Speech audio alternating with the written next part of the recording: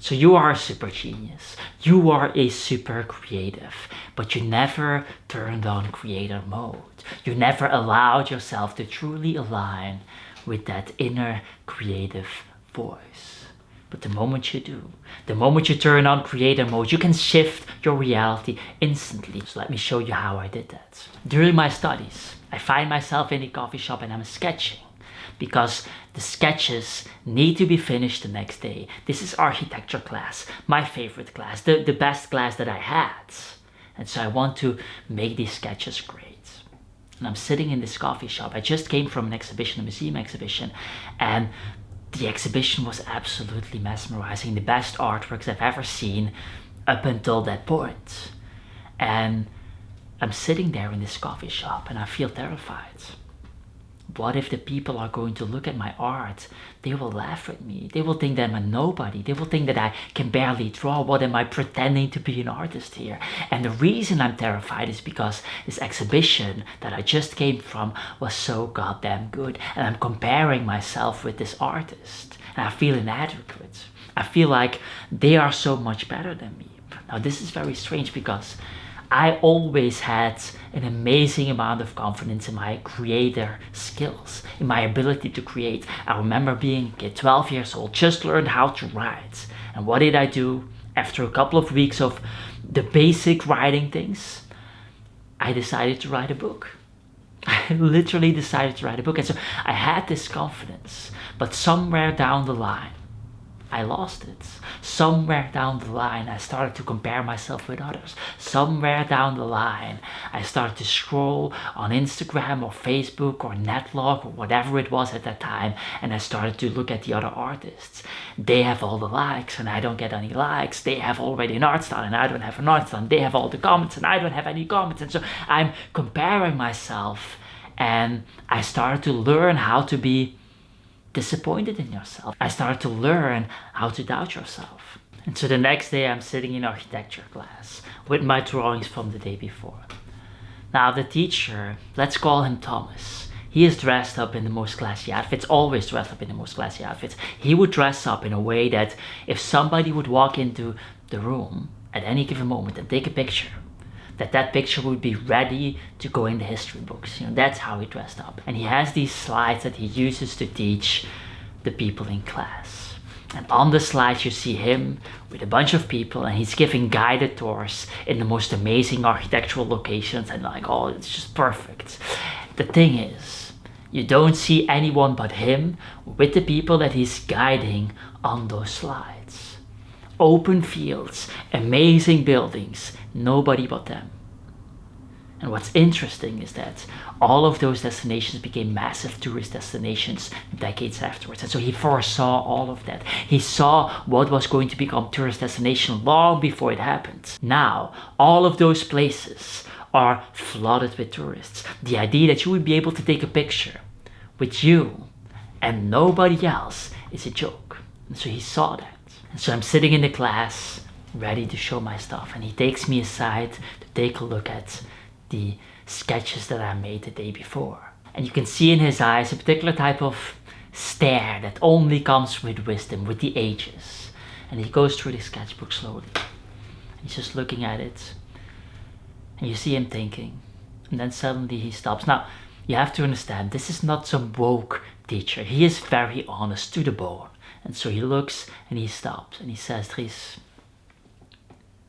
your copy pasting, it sucks.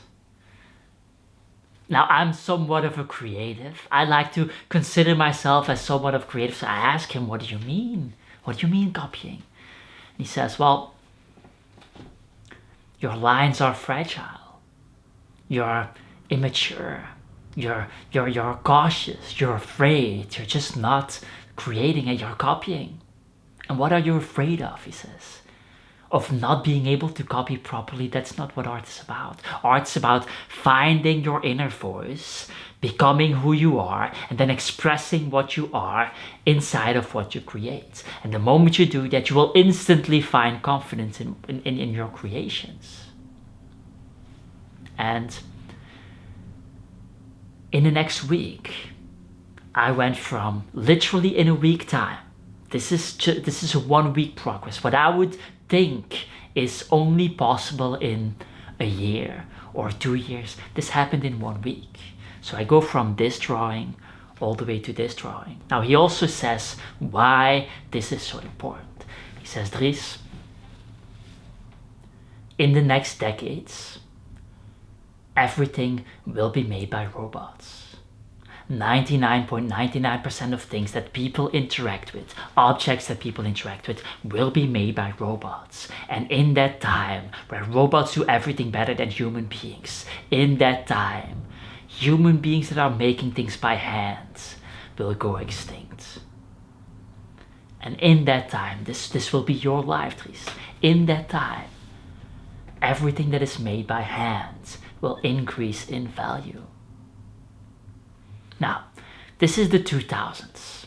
Internet became a big thing, but that's about it. You know, there's no AI, there are no robots, there's nothing happening yet. And somehow he foresaw everything that we are experiencing right now. He just saw it. I didn't believe him at that time. Sure, it was probably the teacher I respected most, because there was something about him. He was more aggressive than the other teachers. Now, what was the sorcery that was happening there? How did I go from this rudimentary type of drawing to this much better type of drawing in a week, 2 weeks, 3 weeks? I don't remember exactly how long, but somewhere along those 1 to 2 week lines. How is it possible? What is happening? Well, on one side, in one drawing, we see me drawing from fear. We see me creating from fear, just being afraid.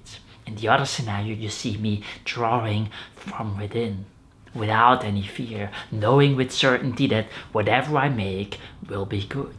However hard I press, however much contrast I put in, it just all doesn't really matter when you let it go. Now, as human beings, as creative sources of energy, we are doing our jobs, and then we have to give a presentation, or we have to create something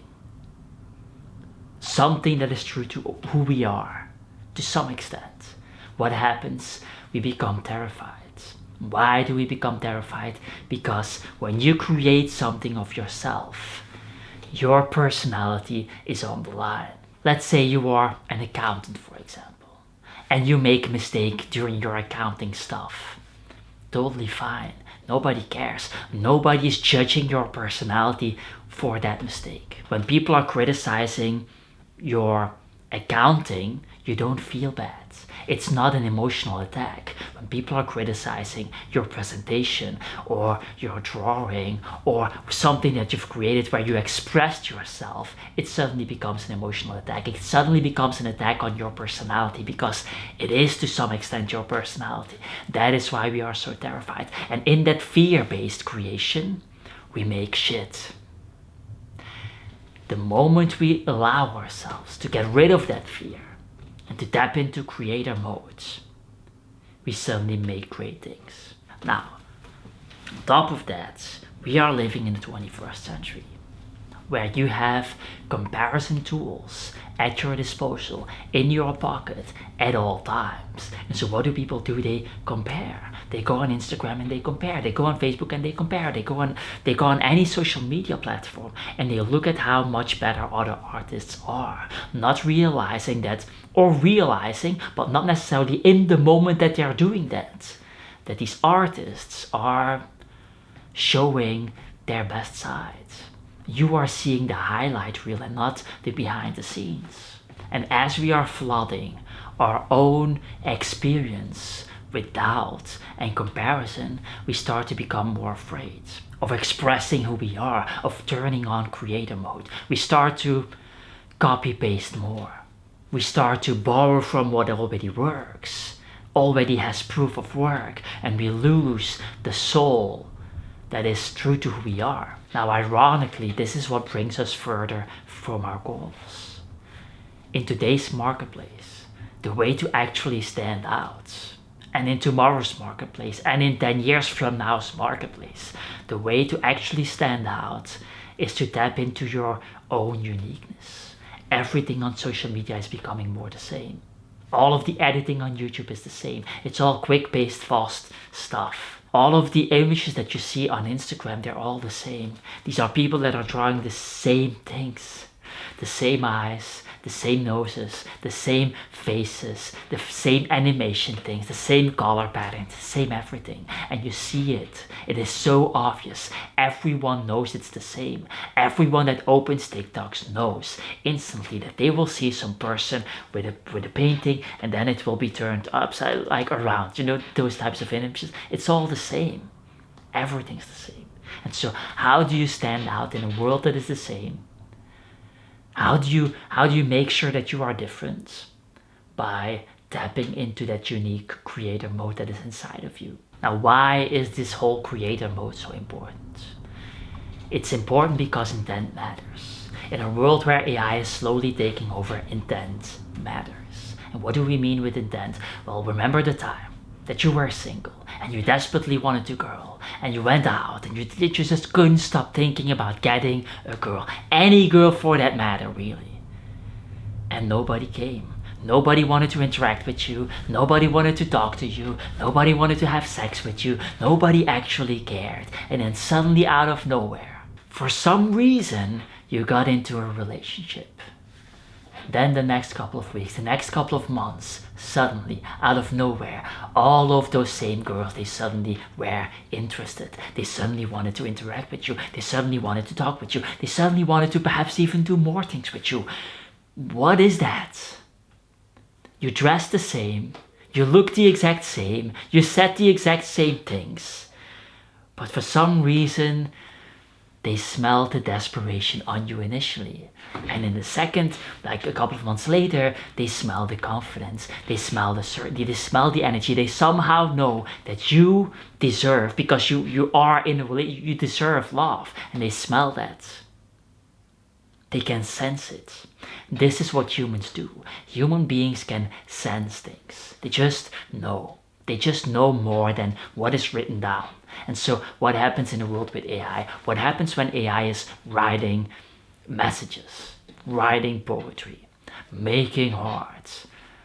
In that world, all of that art feels empty. It's meaningless. You instantly know the intent behind the artwork. You look at it and you know. If there is an artist that is allowing AI to make everything for them, all of it, just everything, and then they share their work and they talk about their work, then you will instantly know in their eyes. You will just know that they suck. You will know that they have nothing to offer. You will know that they didn't create anything. You will know that they are not putting something out in the world. And so this is why creator mode matters. Creator mode is tapping into who you are, tapping into intent that is true, that people will feel, they will just instantly know. Not only will your creations become better, but the impact of those creations into the world will shift instantly. These shifts happen. You go out, no girl is interested, and then you go out and suddenly everyone is interested. A shift in a week time because of intent, because of an energy, frequency that you radiate outwards into the world. Now, why is intent so important? How is it possible to go from no people are interested, 0 people on Instagram, 0 people are in the comments, and nobody, to everybody's interested, all the girls in the parties are suddenly interested in you in a matter of 2 weeks? How is that possible? And why is nobody shifting? Why are these transformations not really happening anymore? Because nobody has intent. Nobody has intent. The better technology becomes, the easier it becomes for technology to brainwash the people in the world. And what is brainwashing? It is making them equal. It is making sure that they all go to school. So they are all super strange, different, wacko people. And then they go to school, and then in school they learn the same things for 18 years. The same things for 18 years. And how do they come out of schools? The same. They just become the same people. And then they watch the same television programs, and then they read the same books, and then they listen to the same radio stations, and then they watch the same content online, and then they're all in the pendulum vortexes of the world that just suck them into it, and then they believe all of those things. And what is believing those things? Is believing things from other people. They all watch the news, and then they believe things from the news. They are imitating and copying. We're going back to the initial case, they're imitating. Just like I was imitating in this initial drawing, I was just copying. They are all copying. Everyone in the world is copying. Everyone in the world allowed themselves to be brainwashed by television, vision, casting visions into people, by the broadcasting, spellcasting, the broadcasting mediums of the world. It's not like they're hiding it. They're absolutely trying to infiltrate your brain. And so in that world where everybody is just copy-pasting, tapping into that intent, tapping into creator mode is in fact extremely powerful. People instantly know. They just know. They just smell it on you.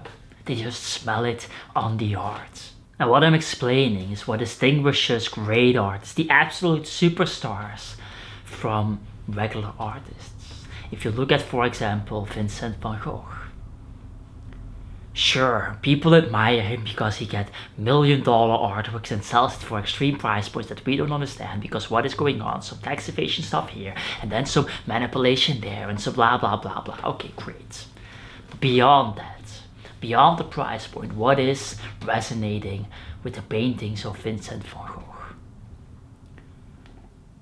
What is it that people know about his life? If you would go on the streets, what is it that people know? When you ask them, people will say that he lived a life full of rejection, didn't sell the goddamn artwork in his life, perhaps one to his brother or something, and that he was in complete misery. Rejection, misery, selling one artwork, having this dream, dedicating your life to something. These are human emotion things. These are human things that people, humans, can connect with. AI cannot suffer. AI cannot face rejection. AI cannot try for many, many years. AI can't do any of those human things. And so humans can't relate to AI. But we can to Vincent van Gogh. And so the question is, would Vincent van Gogh reach the same price points if he didn't face rejection, he didn't start late in life, he had a great life, he never had any troubles, he never had any struggles, that's not a great story. Nobody wants to listen to that story. People want to listen to struggle, people want to listen to pain, people want to connect with fellow human beings that experience pain. That is creator mode for you. It is tapping into the truth of who you are in its totality. Now, how do we tap into creator mode? Well, it starts by understanding what type of creativity is true to who you are. A lot of people believe in manifestation. They believe that you can manifest any type of creativity just by having these thought exercises. I don't really believe in that. I believe that there is a natural manifestation going on, that you as a human being naturally think about all sorts of stuff. When I was, for example, studying at university, I was constantly watching TED Talks. I was constantly envisioning myself standing on a stage, talking to people, talking about my art, talking about all sorts of creative things on the stage in front of people. I wasn't manifesting anything. It just happened naturally. I couldn't but think about it. I was obsessed. This was a compulsive disorder to some extent. Everybody has those moments in life. Everybody has those moments where they just cannot but envision themselves in some kind of future. Tapping into that is tapping into creative mode. It is not a coincidence that at the age of 12, I decided to write a crappy, stupid book, and then was obsessed with this communication thing, was obsessed with speaking, and then all the way in the end start this YouTube channel that you're watching right now. It's not a coincidence. And so that is step one. Understanding what is true to who you actually are. Now, this is a very profound realization that goes against everything that is happening in the world. Everybody is screaming in your face, do this now. Do it like this. This is the best strategy. 10 things to insert whatever the fuck you want to do. And so everybody is explaining you how to do it differently than what you're doing right now. You have to do it like this, and then your life will change. Then your life will transform. Then you will finally meet the girl of your dreams, or finally have the exhibition that you always wanted, or finally make the money that you wanted to make, or finally look jacked like all of these jacked people. If you follow this blueprint, this different thing than what you're doing now. So this is the opposite of what the self-help industry is giving you. The self-help industry is telling you to change. What I'm telling you is to tap into creator mode that you already have. Become what you already are. Do what is already you. You go back in time. You look at what you naturally manifested when you didn't even know what manifestation was. You look at what comes natural to you, and then you tap into that. You express that side of yourself, that dark mode, that shadow side that you've suppressed for all of these years. That's the side that you let out when you tap into creator mode. You already have everything that you need to make the reality shift that you so desperately want. You already have everything. You don't need more information. There is no video that will explain to you what you need to know to make the shift that you want to make right now. To give you a good example of this, at some point during my creative journey, the bailiffs come knocking at my door.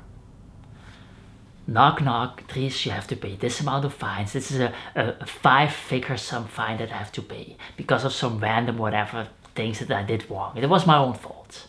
And I didn't have the money.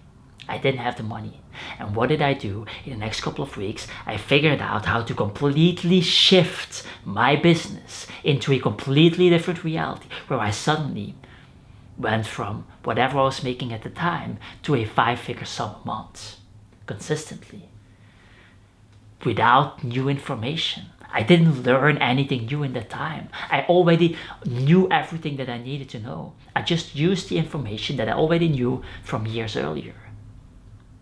And so, prior to the bailiffs, prior to that moment, I'm in constant research mode. I'm learning new things. I'm upgrading my mind, and nothing is actually happening. And then suddenly, when the pressure is on, suddenly when I have no choice, everything shifts instantly.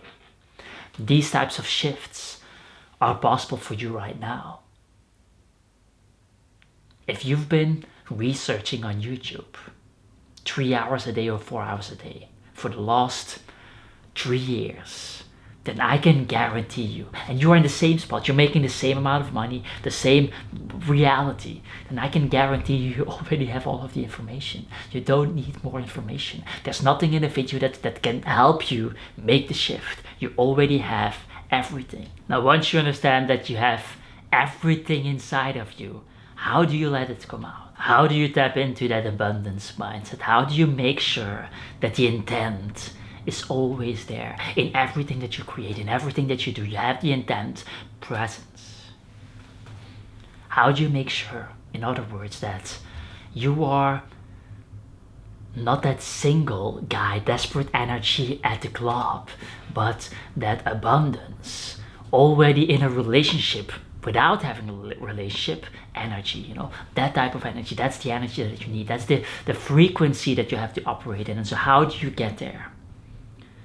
Well, there is a strategy given by Marcus Aurelius, one of the greatest leaders of all time.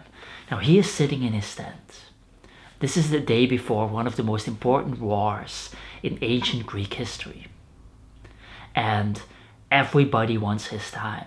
His time is the most precious at this very moment. The generals knock at the tent and they want to discuss strategies, and he has to come up with plans, and he needs to win this fight. If he doesn't win this fight, the people will go down. Greece will be conquered. Everything that he believed in will fall apart. Everything that he fought for will just evaporate. All of the people that care about him, they will just, he will abandon all of them. So this is a very important moment in time. Potentially his most important day. And what does he decide to do? He says, no guys, give me some time. He takes his sketchbook and he starts journaling. He thinks that journaling is so powerful that it needs to be done the day before. And what does he do in his journal? And we know this because we have his journals available. We can read in them. And what does he do in this journal? What does he do in meditations? For example, the first chapter of meditations is just him doing a gratitude journal. He's just celebrating everything he learned from all of the people and just being grateful for them.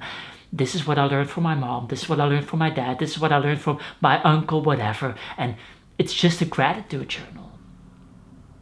And so this is what I would recommend you to do. Right before you create, you write a couple of things of gratitude in the journal. Right before you record a video, right before you do anything, you write what you are grateful for. You tap into that abundance mindset. You tap into that I already have what I need mindset.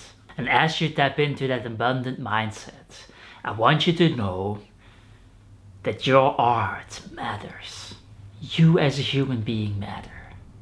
Not because of the likes that your art generates, not because of the comments that it gets, not because of the money that it is being sold for, not because of any of those artificial things. Here's the thing.